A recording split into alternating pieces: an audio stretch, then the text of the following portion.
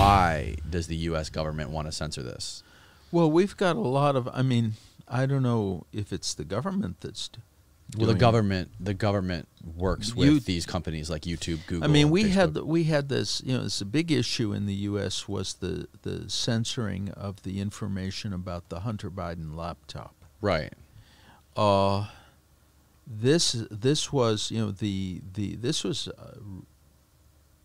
an explosive charge, which is well documented, on the eve of the election, and the tech companies, all of them, blocked the distribution, Right. including from the New York Post's own website. Wow, I mean, now that's. But that wasn't done by the government. That was done by the tech companies on behalf of one political party or political or one candidate or one Ideology? Well, not ideology, but one Hate for one political orientation, I would say. I mean, the idea that the tech companies, you know, and then there was this crazy thing where a whole group of former intelligence officials said that information about the laptop was Russian disinformation when there was no evidence at all of that. The same people who, when they were confronted with Russian disinformation in the Steele dossier, didn't recognize it.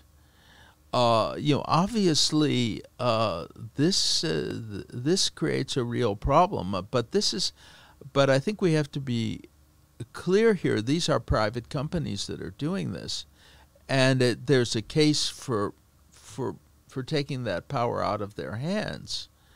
But that doesn't mean that it's the government that's doing it. I'm unaware, for example, that the Oliver Stone document, that the action of YouTube against the Oliver Stone documentary had anything to do with the government. You know, YouTube and Google, they're capable of acting on their own, and these are oftentimes the people who are the least qualified to make these judgments. You know, the social media has changed the landscape tremendously.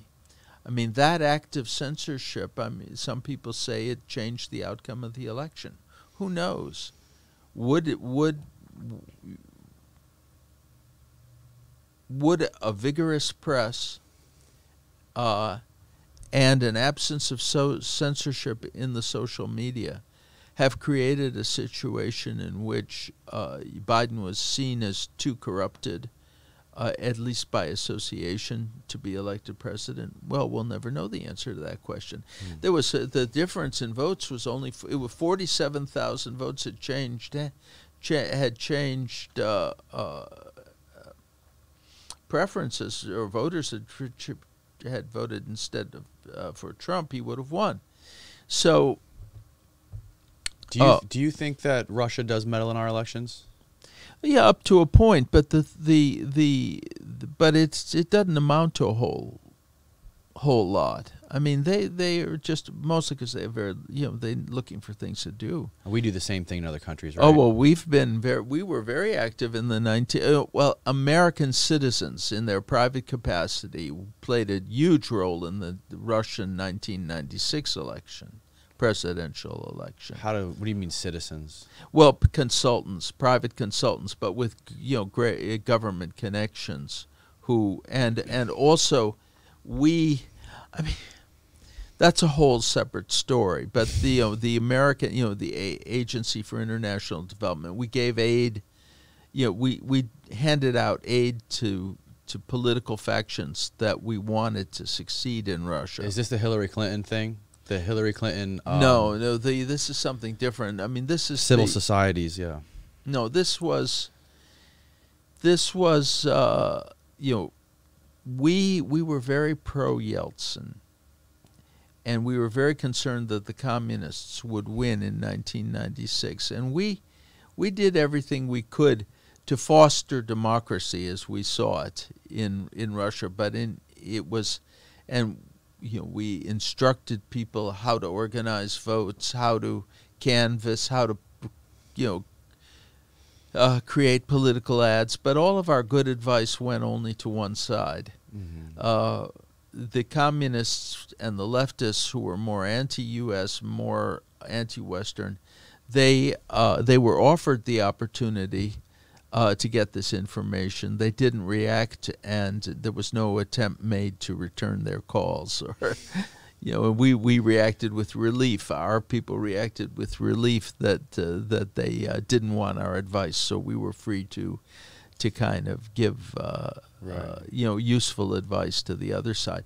But the point here is that in the case of the Russian collusion in the Trump-Clinton election, which is what a lot of the discussion is about, it was not so much that they were interfering, although they probably did interfere to some extent. It appears that they did. They did some hacking. I was myself a victim of their hacking.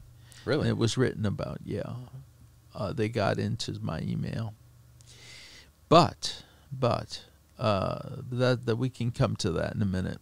But the real damage that the Russians did was by providing the disinformation that went into the Steele dossier, and that was only possible because basically Americans, in this case the Clinton campaign, were asking and hungry for that disinformation, and wanted and were indifferent to its provenance. That's why that happened. Not so much that the Russians took the initiative, that they reacted to people who wanted to screw their opponents and weren't particularly concerned about the effect it would have on the country as a whole. Well, originally the story was that it was Russia meddling with the election. Then it changed, and then the focus went to Ukraine, and then all the investigations were going to, okay, Ukraine is meddling with this election. This was the 2016 Trump-Hillary election, and it was Poroshenko who seemed to be very pro-Clinton and anti-Trump during that election. I think this is partially because the Democrats were putting out the idea that the Russians were pro-Trump, so the Ukrainians reacted by being pro-Clinton. I think there was a lot of confusion on the part of the Ukrainians as to what was really going on. As they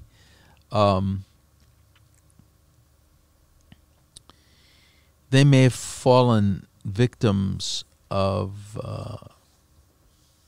Russia's propaganda and the Democratic Party's propaganda, because they may have overestimated the extent to which Trump would be a tool in the hands of the Russians. I mean, it was Trump that authorized the Javelin missiles, not Obama. Right. When it comes to Trump, the hysteria becomes such that any kind of objective discussion, and he stokes it. He contributes to it.